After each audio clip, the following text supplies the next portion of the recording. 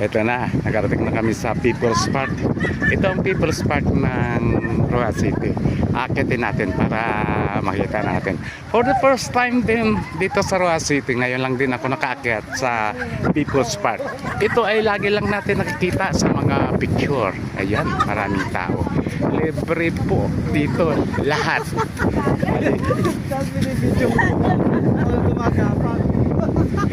Yan, maligo ka man rito. Ito, akit ka rito. Yan ang karsada.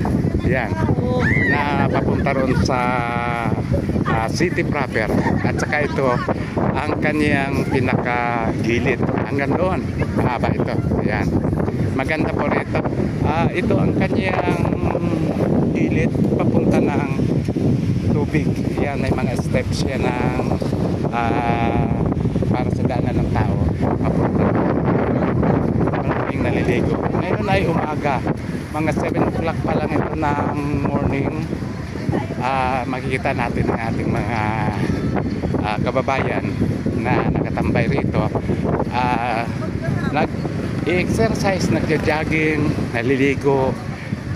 Araw po ngayon ng Biyernes. Bukas marami pong tao rito. Ayun ang kanyang pinaka-sentro. Ayan, ayan. May naglilinis po rito. Medyo mahigpit din ang kalinisan na pinapatupad ng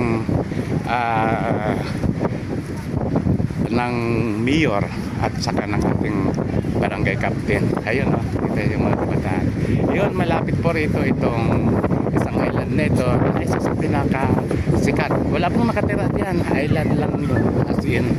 At saka doon naman sa kabila, makita natin doon sa malayo yung ano bang tawag yan? Nakalimutan ko ang tawag ng island na ito, Masbate. Yan, doon. Andyan din yung Ulutayan. Ayan, dyan papunta sila. Ayan. Papasok po tayo rito sa sentro ng People's Park. Mahaba po ito. Hanggang doon sa may dulo. Ito ang kanyang design. Oh. Ayan, may mga tao. Ayan, may mga design. Ang ganda. Ayun. Ayan ang kanyang pinakasentro. Yan ang karsada papunta roon sa city proper. Yan. Ito naman, itong karsada dyan ay papunta sa Pantalan, sa Kulase. Kulase ang tawag namin sa Pantalan rito. At saka doon naman papunta ay papuntang Dumulog. Doon sa sentro ng tindahan ng Bilag. Doon ang pinaka